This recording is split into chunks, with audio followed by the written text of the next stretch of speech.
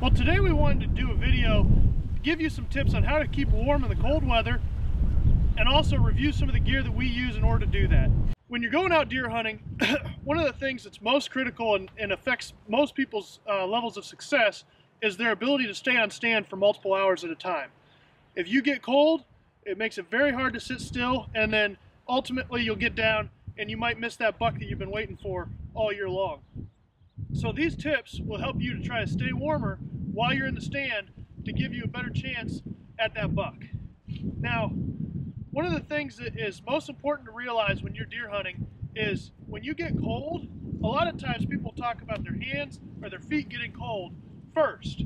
Well, that's actually your body telling you that your core is getting cold, and that when you try to put more layers on your hands and more layers on your feet in order to try to keep your hands and feet warm, really what you should be trying to do is put more layers on your core in order to try to keep your core, your body warm, and then your body won't be trying to pull that heat away from your extremities, and your hands and your feet by default will actually stay warmer longer when you're out in the field.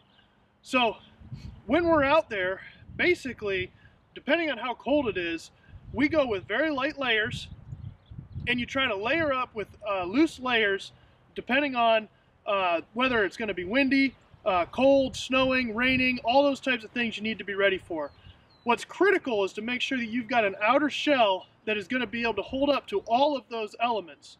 Now, what I have here is a Cabelas MT50 Whitetail Xtreme jacket and bibs.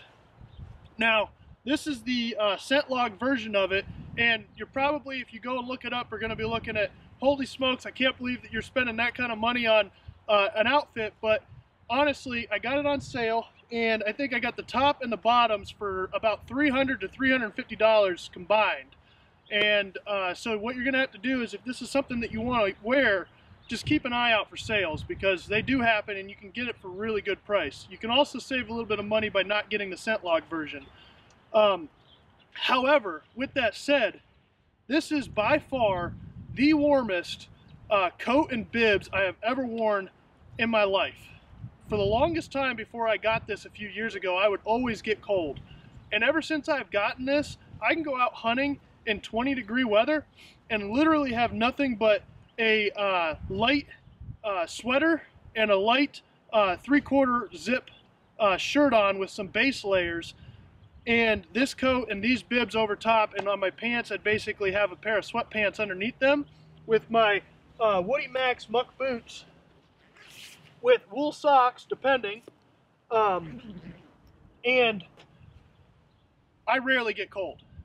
Before I got this thing, I get cold all the time, and actually when I'm hunting I have to unzip this thing when I'm walking into the woods half the time, because if I don't, I'll be sweating up a storm, and once you do that, you're in trouble also. So you get good about layering, but by getting this, I had to spend a little bit extra money, but it was totally worth it because I'm wearing fewer layers underneath, and it gives me more freedom of motion and all those types of good things, so that when you're trying to bow hunt, you don't want to feel restricted, and this coat allows you to do that.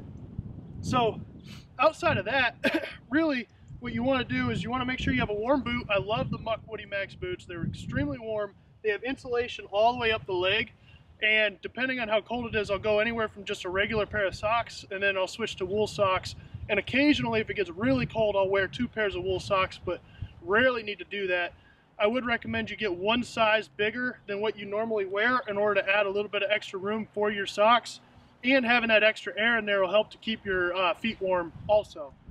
And then as far as gloves go, I use a Manzella Convertible Mitten, and they actually have the bow release slot right in them. So the release will come out right here, and then that way you can have this all laying flush on your hands, and the release coming out right up against your wrist the way that it normally would be. And then these things being convertible are some of the warmest gloves that I've used. So I definitely like those. I also, if it gets really cold, will take a hand warmer out and use that just in case, and that'll just take the edge off on those really long sits, or if it's raining, it helps to have a hand warmer in order to keep your hands dry. As far as headgear goes, a lot of times, again, because you lose a lot of your heat through your core and out your head, you want to make sure that you're keeping your head warm. I will use a light scent lock head cover. Sometimes I'll wear a stocking cap. Sometimes I'll wear a baseball cap. It really all depends on the temperature. And then also, if it gets really cold, I'll put the hood up on this coat. And if I put the hood up on this coat, my entire body will warm up in a matter of minutes, because the hood is so warm on this thing. So if you need to do that, it's beneficial. The one knock that I would have on this coat and these bibs is it does not have a slot for your harness to come out the back if you're hunting with a harness and a tree stand, which you always should wear your harness. So what happens is I have the harness come out through the back, and I have to tuck it around the side in order to put my hood up, and it comes out over here. So it does limit your ability to move a little bit when you have the hood up. So if there was one improvement I would recommend, it would be to have that harness slot in the back. But I can tell you, if you do buy an outfit like this Cabela's MT50, I guarantee you it'll be some of the warmest stuff that you've ever had, and it's also very waterproof.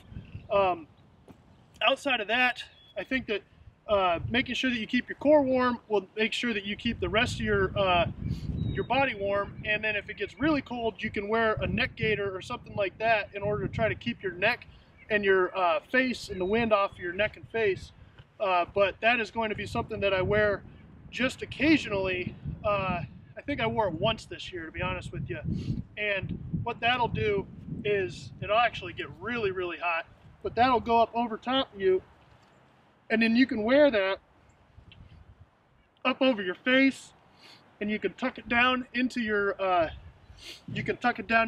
a little bit, and it just gives you that little extra warmth, and will really help to keep you warm on those cool days. So if you're anything like Phil, you'll just grow your beard out, and then you don't have to worry about anything.